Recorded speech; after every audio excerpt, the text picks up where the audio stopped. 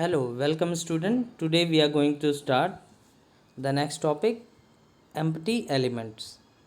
So in previous video we have discussed the concept of container element. Now we are moving towards empty element. Empty elements वो element होते हैं जहाँ पे opening tag तो होता है लेकिन क्लोजिंग टैग की रिक्वायरमेंट नहीं होती है. तो some element in HTML are forbidden from containing any content at all. मतलब जिनको हम इस तरीके से यूज़ करते हैं कि इसके अंदर कोई कंटेंट हम यूज़ ना कर पाएँ. These are known as empty और वॉइड एलिमेंट. एक और इसको नाम दिया जाता है void element. These elements contain only the starting tag and perform some specific function on their own. मतलब यहाँ पे केवल स्टार्टिंग टैग होगा और ये अपनी खुद की फंक्शंस को परफॉर्म करता है. For example BR, HR, link and Meta tag. तो पहले हम बात करेंगे एक एक करके BR, HR टैग की.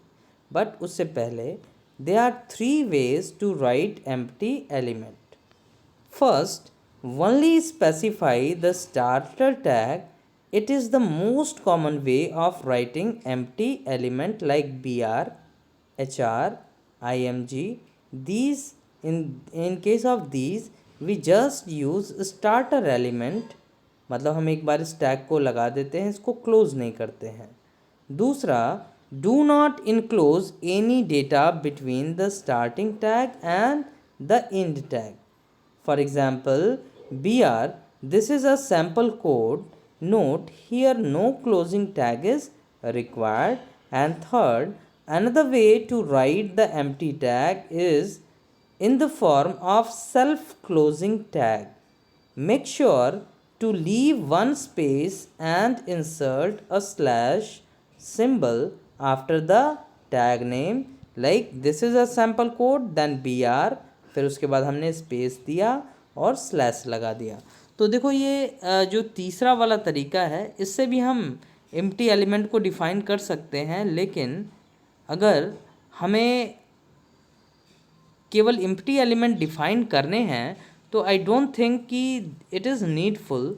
बट अगर कोई ऐसा एलिमेंट है जो कंटेनर एलिमेंट है लेकिन अगर आप उसको एम्प्टी बनाना चाहते हैं, जैसे बाय नेचर बहुत सारे ऐसे एलिमेंट होते हैं जो एम्प्टी नहीं बनाए जा सकते. जैसे बॉडी को अगर हम एम्प्टी कर दें तो हमारा कंटेंट ही नहीं रहेगा. लेकिन अगर ऐसे केसेस आते हैं कि हमें एम्प्टी एलिमेंट बनाना है किसी कंटेनर को, तो उस केस में हम कंटेनर एलिमेंट का नाम देते हैं, फिर स्पेस देके स्लैश लगा देंगे, तो it will work like empty element. Then after let us discuss some commonly used empty element. पहला है हमारा BR टैग. BR टैग के बारे में हम पहले भी पढ़ चुके हैं. BR टैग को हम लाइन ब्रेक टैग भी बोलते हैं. It is used to break the line. तो this tag breaks a line and display the preceding text in the next line without giving any space between the two lines. It should be given at the end of the line after which a new line is required. तो देखिए यहाँ पे जो BR tag है इसका हम use करते हैं दो लाइंस के बीच में कि जो दूसरी लाइन है वो नेक्स्ट लाइन में डिस्प्ले हो. अब अगर मान लीजिए हमें दो लाइंस के बीच में एक सिंगल लाइन स्पेस भी चाहिए तो उस केस में हम BR को दो बार यूज़ करेंगे. जैसे पहला BR टैग क्या करेगा, दूसरी लाइन में लेके आएगा और फिर एक और BR अगर हम यूज़ किए तो एक और लाइन का ब्रेक मिलेगा, मतलब दोनों लाइंस के बीच में स्पेस आ जाएगा. अब BR टैग को या तो हम फर्स्ट लाइन के एंड में लगाएं या दूसरे लाइन के स्टार्ट में लगाएं, वो दोनों सेम चीज़ है. सिंटैक्स यहाँ पे देखो गलत दिया है आपके बुक में, यहाँ पे B दिया है, यहाँ पे क्या होगा BR. नाउ नेक्स्ट है हमारा HR टैग. ये HR टैग बहुत इम्पॉर्टेंट है. इसके कुछ एट्रीब्यूट्स भी होते हैं जिनको हम देखेंगे. तो सबसे पहले यहाँ पे अगर इसकी बात करें तो HR tag is used a separator between the blocks of text. मतलब ये एक हॉरिजेंटल रूल या हॉरिजेंटल लाइन ड्रॉ करने के लिए यूज़ किया जाता है और ये टेक्स्ट को सेपरेट करता है. मतलब दो पार्ट ऑफ टेक्स्ट को एक दूसरे से सेपरेट करने के लिए यूज़ किया जाता है.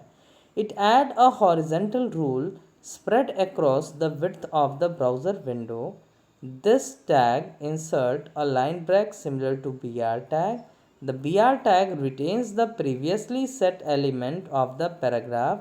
However, the HR tag changes the alignment of the paragraph.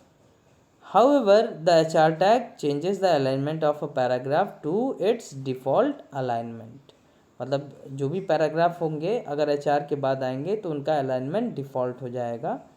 Default मतलब लेफ्ट अलाइंड होगा. सिंटैक्स है हमारा HR, केवल सिंपल HR यूज़ कर सकते हैं या हम इसको एट्रीब्यूट्स के साथ भी यूज़ कर सकते हैं. तो the attribute of HR tag includes the first is size and second one is width. अब देखिएगा मैक्सिमम केस में बच्चे इन्हीं दो चीज़ों में कंफ्यूज हो जाते हैं कि जैसे आपको साइज़ मतलब क्या होगा. साइज़ किसी चीज़ का आपको क्या लगता है कि ये कितना लंबा होगा, और विड्थ से आपको ये लगेगा कि वो कितना मोटा होगा. लेकिन ये जस्ट अपोजिट होता है HR के केस में. Size attribute specifies the thickness of the line in terms of pixel. A pixel is required to dividing an inch into 72 point. मतलब एक पिक्सल क्या होता है, 1 इंच का 72th पार्ट होता है. मतलब 72 पिक्सल मिलके 1 इंच बनाते हैं. The default size of horizontal rule is 3 pixel. You can change the size of the horizontal rule when needed. Like हमने लिखा HR size is equal to 4.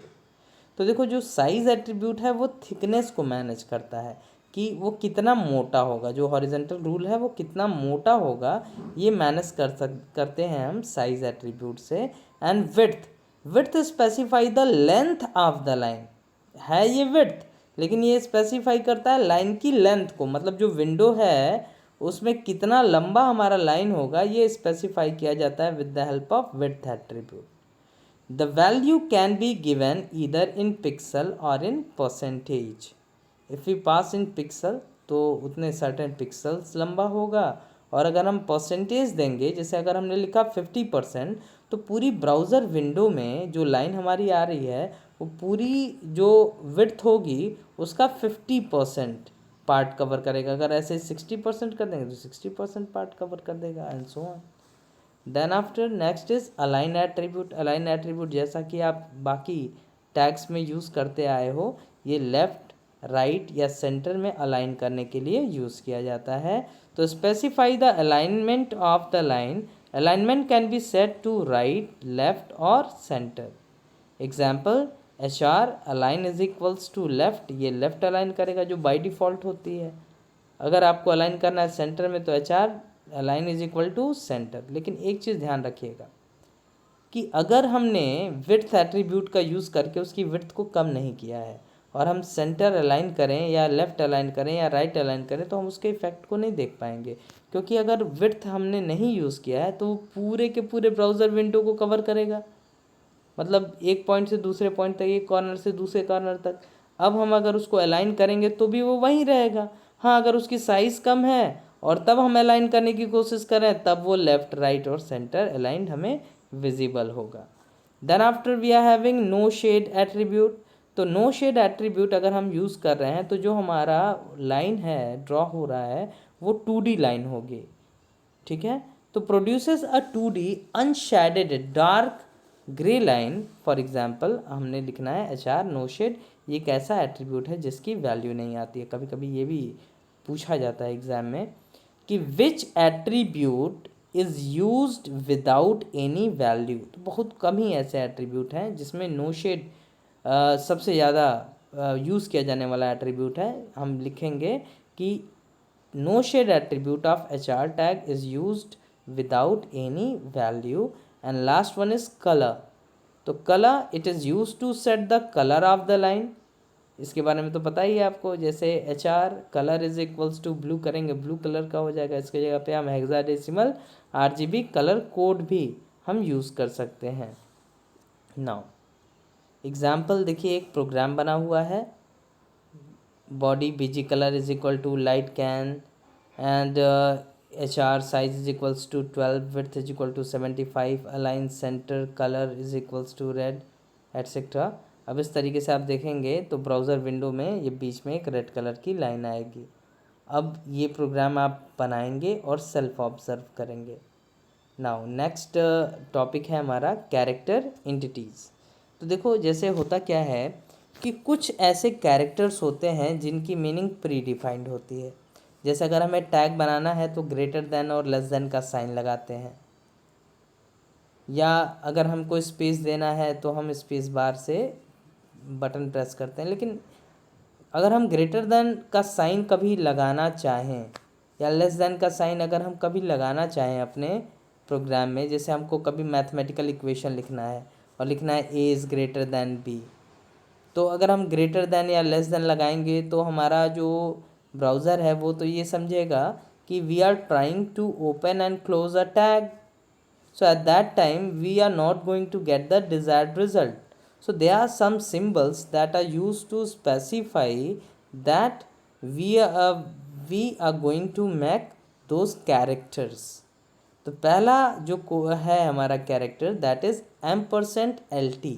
अब इसके बाद सेमी कॉलन भी लगाते हैं। जैसे हम पहले लिखेंगे एंड ऑपरेटर, फिर लिखेंगे LT और उसके बाद सेमी कॉलन लगाएंगे। अगर कहीं भी अपने प्रोग्राम में ये यूज़ किया है तो ये लेस देन के सिंबल को ड्रॉ करेगा जब हम प्रोग्राम को रन कराएंगे।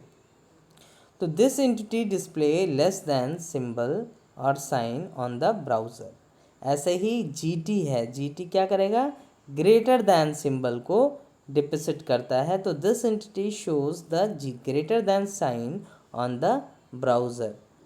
अब अगर कभी हमें एंड यूज़ करना हो तो एंड, तो यहाँ पे डिफाइन हो गया कि एंड लगाएंगे एंड सिंबल और उसके बाद LT लिखेंगे, GT लिखेंगे तो less than greater than symbol है। लेकिन अगर हमें लिखना हो A एंड B, अब ऐसे केसेस में क्या करें, तो उसके लिए भी सिंबल है कि हम लिखते हैं एंड, मतलब M% जिसको बोलते हैं, और लिखेंगे AMP। तो this entity displays the and या M% sign on the browser. These sign less than, greater than and have special meaning in HTML. If you want to display this symbol on the web page, they should be written in the given syntax only. For example, जैसे यहाँ पे हमने लिखा HTML head title, body BG color light green, 45 and LT 57 BR 40 95 and GT 29, adding 20 and AMP 30 gives us result 50। तो जैसे 45, अब यहाँ पे आप रन जब करा रहे हैं तो आप देखिएगा यहाँ पे 45 उसके बाद सिंबल क्या आया है, लेस देन का, एंड 95 फिर उसके बाद सिंबल आया ग्रेटर देन का। तो हमने प्रोग्राम में क्या लिखा, LT एंड GT, और इफेक्ट में हमको सिंबल मिल रहा है। ऐसे ही M% सिंबल बनाना है एंड का सिंबल, तो उसके लिए हमने लिखा है 20 AMP N% AMP एंड 30। ठीक है, फिर नेक्स्ट है इसी में NBSP। NBSP stands for non breakable space. तो NBSP is a special character entity used to insert blank spaces. It is used in the body element. A number of space inserted are equal to the number of times the special character is repeated. Observe the NBSP entity has a at the end. For example, यहाँ पे हमने लिखा always be, फिर M% NBSP। अब इसको copy कर लेंगे हम और उसको बार बार पेस्ट करते जाएंगे। तो देखो 1 2 3 4 5 बार हमने किया है, तो ऑलवेज बी के बाद स्पेसेस आ गए हैं। अब जैसे आपको ये पता है कि कोई भी फॉर्मेटिंग अगर हम अपने HTML प्रोग्राम में करते हैं, अगर हम 100 बार भी स्पेस बार हिट कर दें और लेकिन सेव करके अगर हम रन कराएंगे तो एक का ही स्पेस दिखता है। लेकिन अगर हमें मोर देन 1 स्पेसेस चाहिए तो उस केस में हमें M% NBSP का यूज़ करना होता है। ये नॉन ब्रेकेबल स्पेस को लगाने के लिए यूज़ किया जाता है। ठीक है, तो these are the programs. Please make this program in your laptop or computer and observe the output. In next video we are going to talk about list in HTML. Thank you.